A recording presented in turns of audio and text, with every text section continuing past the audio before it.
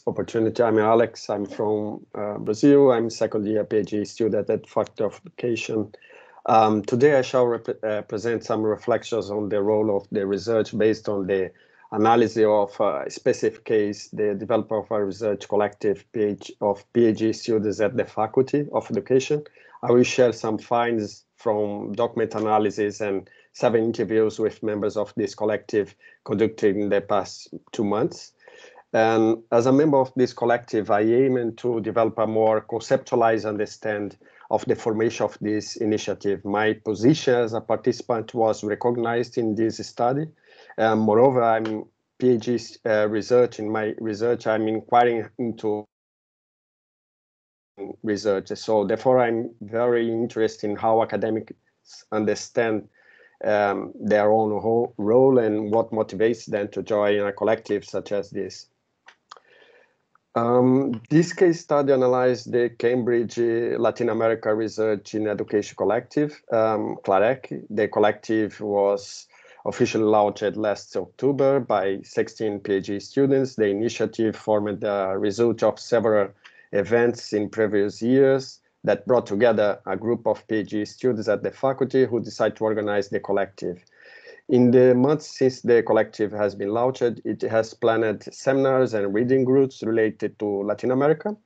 An essential part of this collective is its manifesto, which expresses the goals of CLAREC.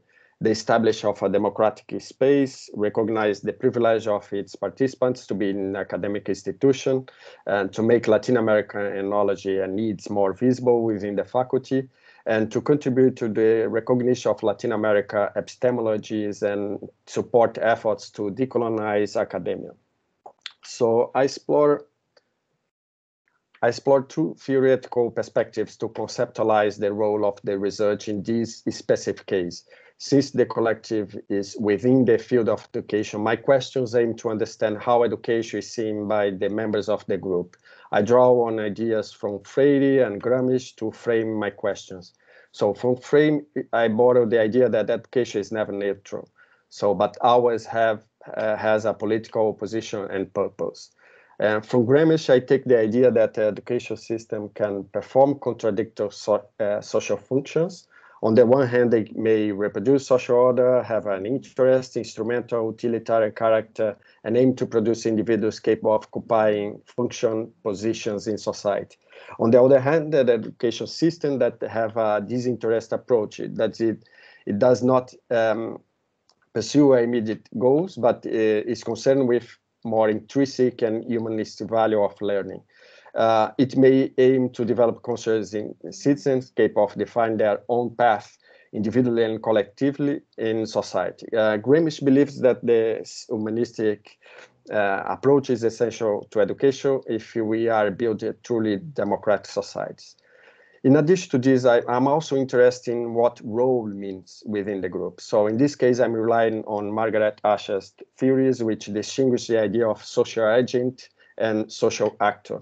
According to her, the distinction between them is temporal and analytical, in which social actor involves an advanced stage in the conception of roles and responsibility towards a social group.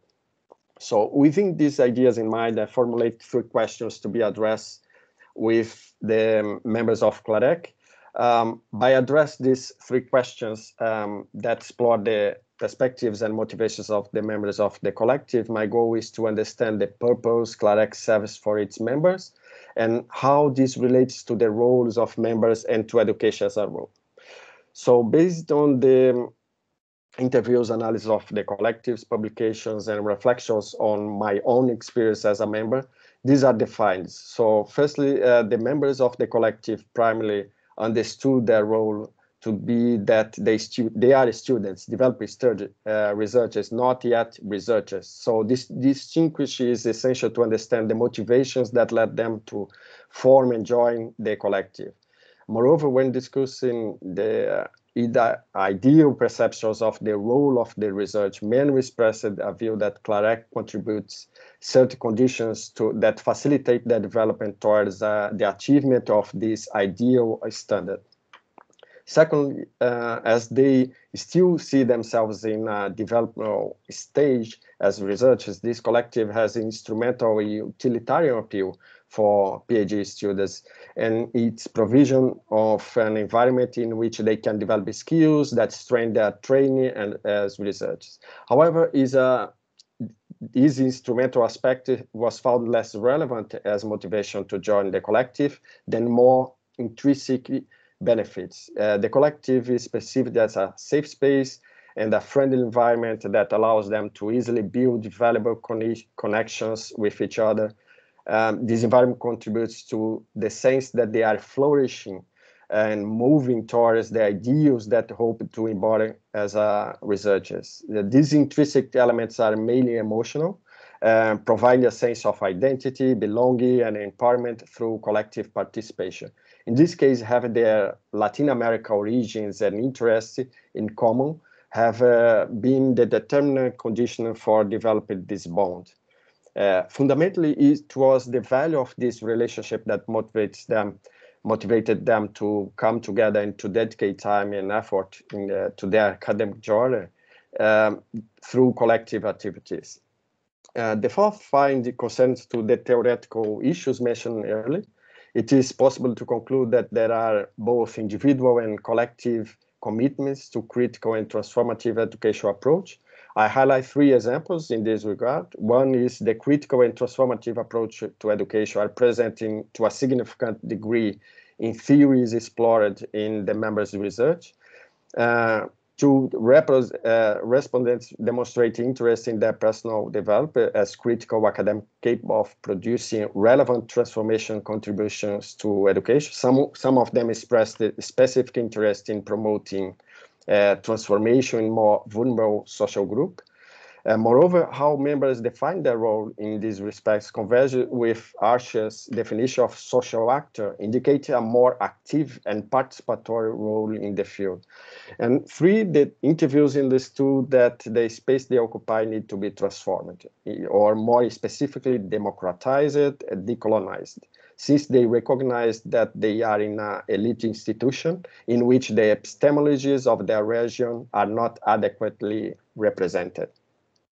My final finds relate to how this transformational approach to education desired by the collective and its members manifests its achievements of CLAREC. There is some disparity between what CLAREC has achieved and in its first months and what members believe the collective is capable of. This feeling's openness to possibilities was valuable by some members. And based on my interpretation of the data collected and reinforced by my vision as a member, I found it was possible to identify three CLARECs. These were perceived in different proportions of the role by different members. One CLAREC carries out the activities such as seminars and the reading groups.